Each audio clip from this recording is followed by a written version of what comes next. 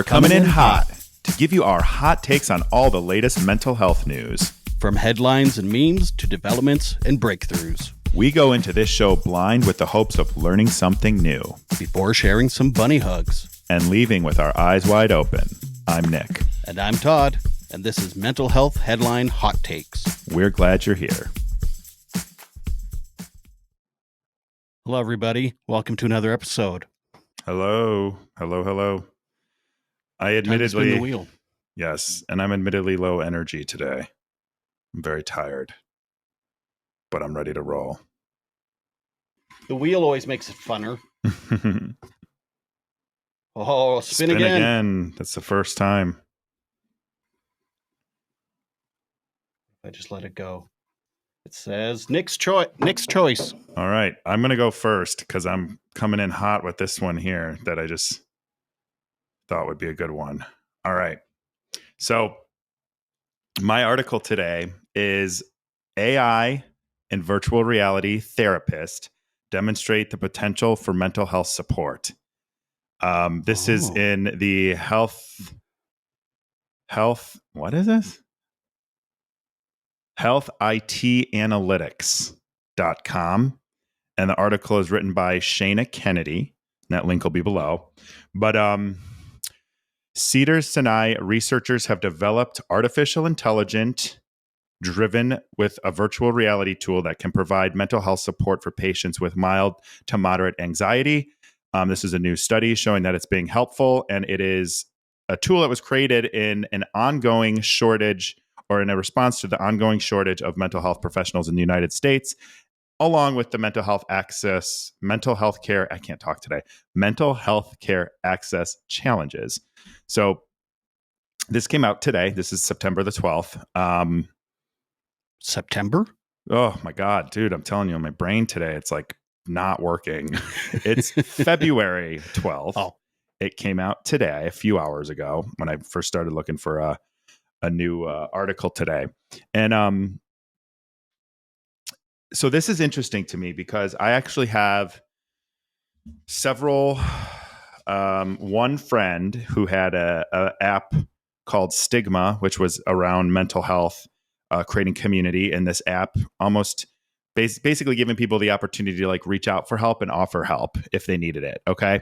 But they were developing a AI assistant that could help in these instances when someone wasn't available. So to me, I think there's a lot, and this is a large language model too. So basically it's just taking a lot of information and compiling it and making it accessible to the people who are in need here. I have very strong feelings about AI in general. And I think there's like a lot of ethical questions that need to be considered around AI. And I'm back and forth on this specific topic because obviously I've had some time to think about it, and then seeing the article made me think about it. In theory, I'm for it. I think it's good to get as much support for people as you can, whether that's in the mental health space, in work, and whatever, like wherever AI can help. But I worry that it is a tool that's actually going to create either false senses of togetherness or relationships, or it's going to make people more lonely. And I think that's kind of where I think like in an emergency, maybe something like this is good. But, you know, if you're with a therapist, like you build a relationship over time if you continue to work with that person. And I worry that relationship, which is so important to the therapeutic experience, like how strong is that relationship in a therapeutic setting. And I just worry that this is scary territory to start going into. And while I think it could be good for like an emergency, right, or an immediate mental health crisis, I worry that it would become something that's too unreliable. And then also, what happens if something goes wrong? And what happens if the artificial intelligence gets too smart and, you know, working with someone for long enough and it develops this sense of I don't even know what the word I'm looking for is, the sense of like, maybe you would be better if you weren't here. Maybe that would help you feel better because it learns over time, and the way it learns over time. And I don't know. So I don't know.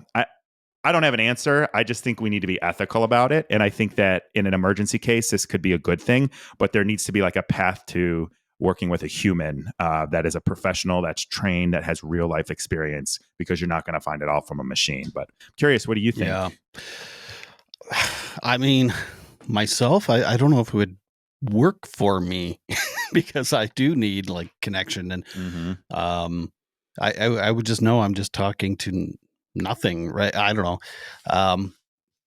I know it's like, I what is say it giving that, you? but Positive affirmations or something? Like, I don't even know how it would work. yeah, it's just finding cliches and telling Yeah. you them, or like, but Right. but I could see how some people would like we've already have people like marrying their phones and marrying their, Jeez. I don't know, these little Japanese toys that talk to you and stuff, and it's like, yeah, that's. I mean, and they seem happy, but that's the opposite of connection. You're like disconnecting from all of society. Exactly. That's Yeah. exactly my concern. And then I Mm. think too, but there was like parts of it in here too, where the people that went through this study, like they did report that they were, what did they report? Let me find it. Like They mildly discussed better. Yeah, but also none of them are severe. It doesn't sound like, it sounds like it was like, people with financial distress, lonely, family issues, that kind of stuff, which, low levels of anxiety, I think was in here, it said. So I think maybe there's that element too, where it's more of a, like a pick me up as opposed to an ongoing like treatment plan. Cause that's where it's, like, how the heck is AI developing an ongoing treatment plan for the nuances of human behavior? Yeah, I don't know. I don't even know how my phone works, but satellites, I think, or something. Something I like that. don't know. But yeah, it'd be. Yeah, I think I have the same concerns as you do. I think. But again, it's just so I just wouldn't work on me at all. Yeah, it just. Yeah. I may as well just Google things that cheer me up. Right. Right. Like, as opposed to talking to something Or that's. go tweet at Elmo. Yeah, that's right. Go trauma dump on him, but yeah, I wonder, like, would like if it does really catch on and take off, then our like human therapists, like, Well, they're no longer needed. Right. That's the whole thing. Like, Like, this is taking us a step closer to like the metaverse, which is a whole nother conversation I'd be happy to have sometime. But to me, it's just like, where's the like lines? Where's the ethical lines of what we can and can't do, or will and won't accept as a society when it comes to artificial intelligence? And I'm all for, like, that's why we have the crisis hotline, right? Emergency care at your fingertips. So, for that, sure. But there has to be, like, I think, a pathway to get that person into the proper treatment protocol. Yeah, if it's just a bridge to, help them from one service to the next while they're in a waiting line or something, or Right. they're waiting for services. Right. Yeah, okay, that's cool if it works on you, but yeah, I agree. It shouldn't be like your prime mode of treatment ever. Right. Like, I'm sure not now, or not 20 years from now. It doesn't matter how good it gets. It's just, I don't know. It's so creepy, man. I know. I don't like it. It's affecting my mental health just thinking about. Oh, I know. AI. Dude, I use a lot of brain calories on AI, and like, what are we doing with it? Where's the lines? I feel like there's so many jobs that are being lost, but they're not being lost in the way that, like, I think people thought they were. And then when I think about, Right. I think about these companies, and they're like, we support your mental health, which we've talked about here. And then they go lay you off, and maybe your severance package is like a subscription to the AI therapist or something. And it's just like the biggest FU on the way out. It's like, it's just some software. Yeah. Like, that you probably helped build, and they're like, yeah, right. I mean, honestly, we've never met in person. So you could be AI for all I know. And I feel a connection with you. So, well, maybe I don't know, maybe it would work on me. Maybe it would. It is interesting though, because I remember, when was it? It's probably like 10 years ago. There were, like, before Siri was like a thing, before Google Assistant was a thing, there were these apps that would let you build like AI assistants, and they would kind of look not as realish as AI looks now, but more like an avatar, but like realistic enough to the point where, like, the things they would say and things they would offer to do, it was very dystopian almost, and I don't like it. If I'm fine having like an assistant on my phone, but I'm not calling it a name. I don't want it to talk to me like it's a human. Yeah, you got to keep like that separation. So this isn't my article, but this reminds me of something. I saw a documentary a while ago about mental health stuff or software. I can't remember what the hell it was about. But there was a company in San Francisco that was they would take all the tweets and all the texts and all the stuff from a loved one that died. And then they would create speech that person would use, that kind of, Yeah. And so if you had a loved one that you were missing, you could actually text them and they would respond. Literally a Black Mirror episode like that. Yeah. I know. That's like, oh, yeah, they're uploaded to the cloud now. But, good old AI solving the world's problems and starting them. I hate it. I'd almost rather not have it at all. And I think you can tell too, like if you look at some of the like images and stuff that AI tools have come up with for humans, and you can see it just like doesn't get the nuance of humans. It just, yeah, you're right. There's like the hands aren't quite right. And there's blank stares on their faces that are kind of creepy to look at. And it's just, there's that human element. There's that nuance that a machine will never be able to replicate or duplicate, in my opinion. And the logic behind it may work in some situations, but I know sometimes like with my therapist too, there's times where I need her to be like, yeah, your life fucking sucks right now. That's okay. That doesn't mean it's always going to suck. Is AI going to say that to me? No. But she also knows I need to hear that sometimes, or she'll know, sometimes there's like I have a sense of doom and gloom, like about this AI stuff where it just kind of feels like we're sleepwalking into this like bad scenario that we're not thinking through as a society. And I know like sometimes like she'll have that nuance of like my personality and know that I don't want to hear a positive affirmation all the time. I don't want to hear things are going to get better. I want to hear things suck right now. That doesn't mean they're always going to suck, but they suck right now and that's okay. And how is that? I don't know if a machine can do that. Right. Yeah, I fully get what you're saying, because I have a friend that when he's down, it's like I try to be soft with him and be gentle and empathetic.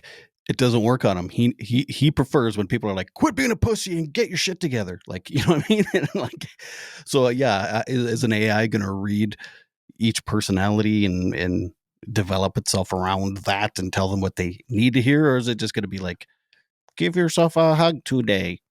Or, I don't know. Maybe that's why it's just for crises only right now. It's not because there's no nuance. Yeah. Well, anyway, so okay. AI therapist coming soon. Only on Tuesdays, though. Okay, so mine is from Global News Canada by Amy Ellen Prentice, and it's Tackling the Sunday Scaries. Psychologist offers tips for easing anxiety about returning to work. I know this all too well. It's going to be triggering. Oh, sorry. So if Sunday evenings serve as a reminder that you're headed back to work the next day, you might have something called Sunday Scaries. And a Winnipeg psychologist has some tips on combating the anxiety. So she basically says, stay in the present and all this kind of stuff. And it's sounds not like the AI. best. Yeah, I was just gonna say it's not the best article. An AI therapist weighs in on how to overcome the Sunday scaries. That's basically but seriously, what the article, though, right? Yeah, that's funny. But yeah, I mean, it's true though, and I mean, okay, so it's a little article talking about people having mental health issues on Sundays, and then a psychologist basically saying stay in the now and all this crap. It's a decent little article. I mean, again, like you said, that could be AI because it's just cliche. But my question is, why are so many people like having panic attacks the night before they have to go back to work? And I mean, I relate because every job I've ever had, I mean, I do have, I have anxiety issues and I have, I have panic issues and stuff. But yeah, pretty much every job I've ever had, like the night before I have to go to work, doesn't matter if I had 3 days off, 4 days off, 5 days off, 2 weeks off, 1 day off, I get like gross anxiety, and like to the point that I'm like having panic attacks, and like I'll admit it, I've cried at night and stuff, like freaking out about the week ahead. So I think it's. I should just be in the now, man. Why didn't I think of that? Just cheer up. It's. Yes, I get it, but I also think there's like a bigger thing at stage here, which is probably not a conversation we want to tackle here, especially considering that comment you sent me. But I feel that there is. Which comment? I don't remember. The one about the person who didn't want me to talk about. Oh, right. Joe Biden or whatever it was. right. What I was going to say was, I think that there's a problem that isn't solvable, but so many people are not doing things that they're passionate about or that they care about or that light them up. This is very much what I talked about with Carrie Magnuson and her podcast episode, which comes out this week. So it's all fresh because I've been editing it. And oh, she was on your podcast. Yeah, she came on my show too. Oh, I see. Okay. But it's like this whole thing where we're all just in this grind and in this hustle, and we're not actually doing things that we want to do. Like, I don't get the Sunday scaries if I'm doing something that I enjoy, or I mean, there's honestly, man, sometimes it's like Friday and I'm like, thank God it's Friday. It's 5:00. I'm done. And I'm like, oh, I got 2 days and then I'm back at it. Like, I do think it's like the Friday scaries, but I think it's because we're not. You can't even enjoy the weekend because you're just still fried. And yeah, that stuck feeling too. It's like, oh God, I have no option, but I have to go back. Yeah. I think that's part of the Sunday scaries, though, is so many people are just doing things and they don't have the option or the wherewithal or the resources or the opportunity to do something that they love and care about. And I think that's kind of the origin. But instead of addressing that, we're going to just give you the coping mechanism to deal with how much you hate your job. But I mean, I'm being blunt and facetious a little bit, but yeah. No, yeah, I like it. Speaking of which, plus there's always the thought of, if you do like your job, at any moment you could be laid off, which reminds me that Bell Let's Talk Day we talked about a little while ago, and I was criticizing the company so it's the big mental health day in Canada. Yeah. Just this week they laid off 10% of their workforce. So. Yeah, you texted me that. I had responded. I had responded. I don't know. Did you get it? Yeah, it was like shocking. I bet they're going to give them some AI therapy support, an AI career coach. Could be their telecommunications company, so they probably have something up their sleeve like that. But yeah, it's like I've never even heard of that term Sunday scaries until today when I was reading that article. Oh, wow. Yeah. But just to know that it's a term, I mean, yeah, it's sad. I've had jobs, including this one. I mean, I will work every day if it's something I like doing. Me too.